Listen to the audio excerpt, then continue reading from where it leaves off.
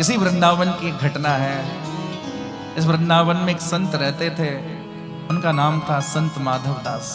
नाम जैसा था वैसा गुण भी था, माधव के ही दास थे। और हमारे वृंदावन में तो प्राय भंडारे बहुत होते हैं। जिस स्थान पर आप बैठे हैं रास मंडल, यहाँ तो इतने सारे भंडारे होते हैं, क्या कहना। आदमी सुबह जब तक जगता नहीं है तब तक तो संत बाल भोग पा के चले जाते हैं, उसके बाद राजभोग में हर रोज भंडारे। तो इस वृंदावन में एक संत थे, नाम था माधव दास। उनका नित्य नियम, वो ठाकुर जी को भोग पधराते थे। और भोग कैसे पधराते, बनाते नहीं थे घर में। जो भी भंडारा होता था, भंडारे में संतों का जो भी झूठन पत्तल पे छूट जाता था, उस झूठन को इकट्ठा कर दे और इकट्ठा करके पहले ठाकुर जी को भोग लगाते थे और उसके बाद में फिर पाते थे। यानी संतों का झूठा प्रसाद पहले ठाकुर जी को भोग, फिर उसके बाद पाना। ये उनका नियम है।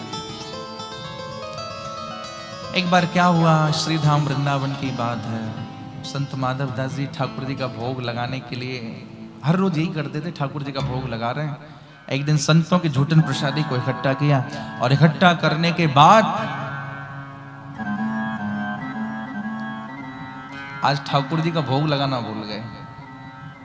जो भी सामग्री थी संतों की झूठन पत्तल में, उसको इकट्ठा तो किया, ठाकुर जी का भोग लगाना भूल गए।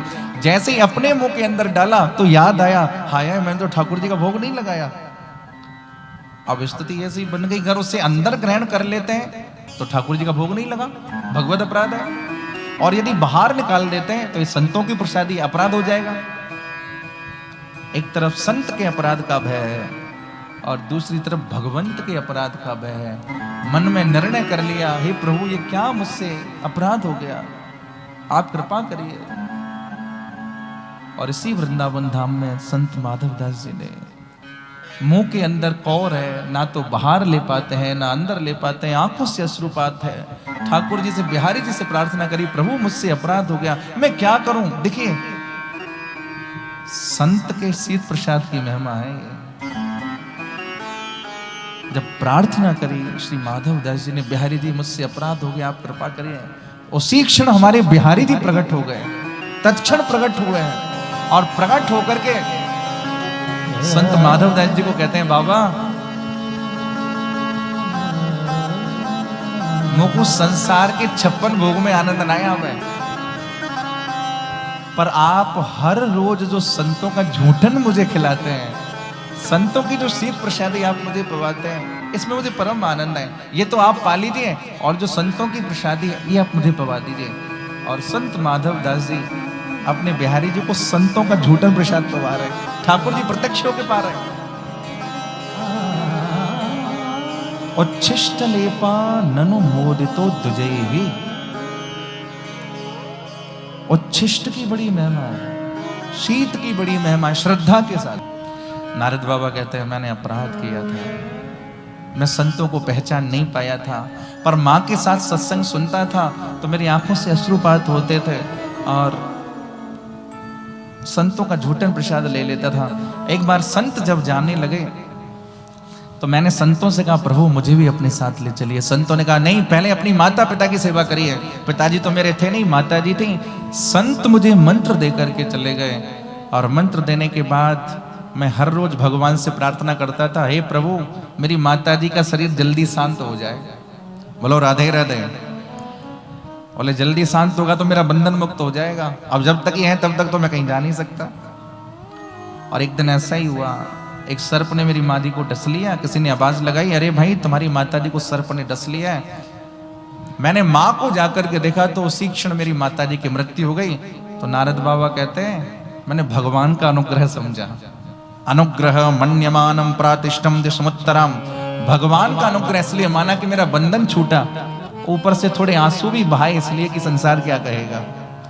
संत जो मंत्र दे करके गए थे, पहले तो माता जी का अंत्येष्टि क्रिया किया और उसके बाद में निकल पड़ा सीधा उत्तर दिशा की ओर। और जब उत्तर दिशा की ओर निकला, संतों ने जो मंत्र दिया, औत्कंठ्या शुक्लाक्षस्य हृदयासीन में शनैर्हरे।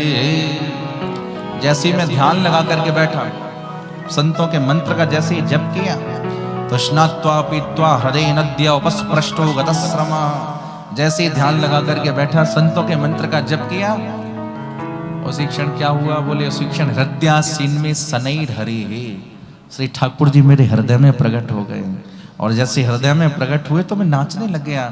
हाय मेरी तो तपस्या आज पूरी संपूर्ण हो गई, ठाकुर जी प्रकट हो गए। देखो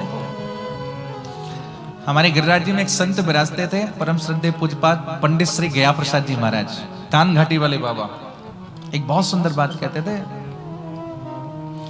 ठाकुर जी का संपूर्ण दर्शन सबको नहीं होता। बोलो राधे राधे, सब कहिए राधे राधे। ध्यान करते करते ठाकुर जी के पीतांबर का ही दर्शन हो जाए,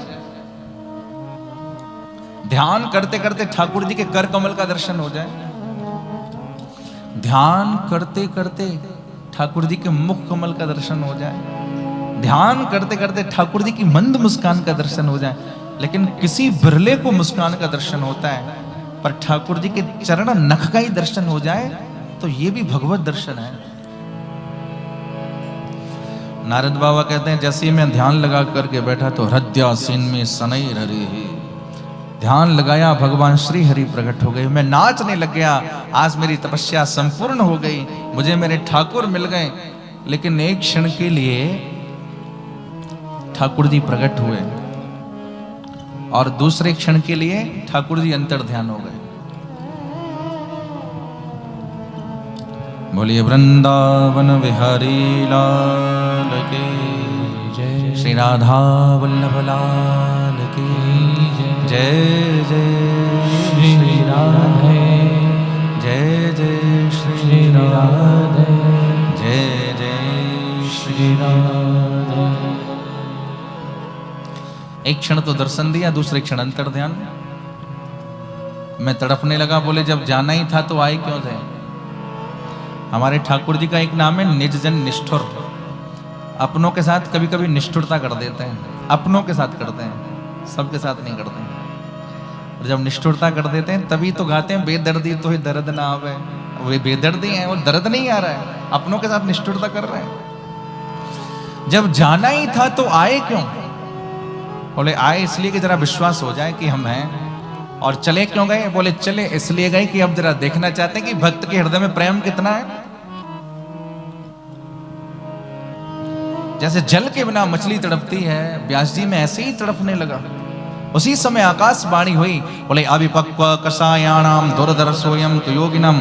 इस जन्म में तो तुमको मेरा इतना ही दर्शन मिलना था, लेकिन आने वाले जन्म में तुम नारद बन के प्रकट होंगे और तुम्हारे ऊपर मेरी कृपा होगी। नारद जी कहते हैं प्राचीन काल में मैं एक दासी का पुत्र था, कुछ दिनों के बाद महाप्रलय हुआ, संसार का महाप्रलय हो गया।